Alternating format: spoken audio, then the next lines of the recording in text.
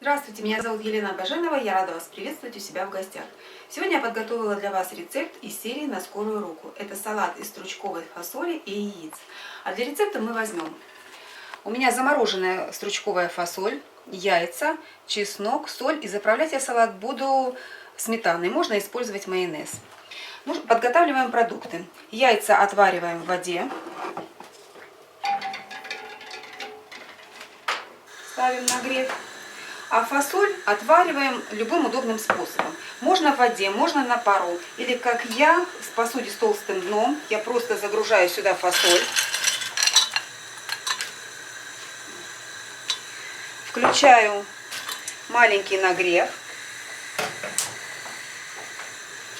И накрываю крышкой. Следить я буду за термоконтроллером. Стрелочка термоконтроллера дошла до середины зеленого поля. Я отключаю нагрев и оставляю под закрытой крышкой еще минут на 15. Сваренную фасоль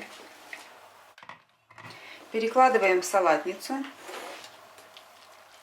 и оставляем остывать. После того, как фасоль и яйца остыли, собираем салат. К остывшей фасоли выдавливаем через пресс чеснок. И добавляем яйца, которые порежем кубиками.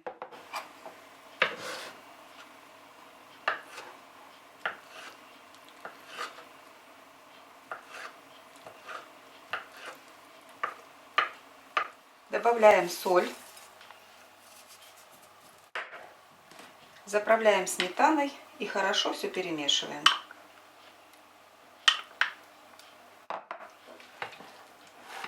Сытный, питательный и вкусный салат из стручковой фасоли станет отличным дополнением к обеду или ужину в семейном кругу. Готовьте с удовольствием и приятного вам аппетита!